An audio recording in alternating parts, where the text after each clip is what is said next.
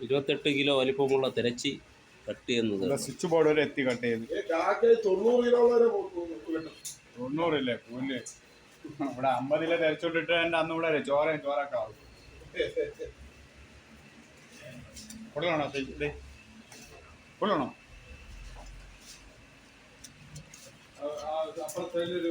തിരച്ചികളെ കൂടെ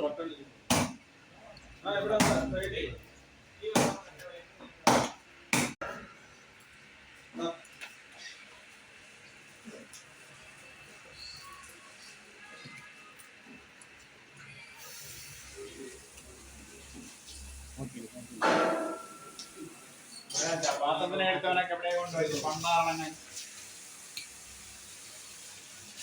ഫ്രഷ് തിരച്ചി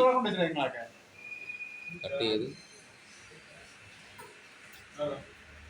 ഇതിനകത്തുള്ളതെല്ലാം എടുത്ത് കഴിയും.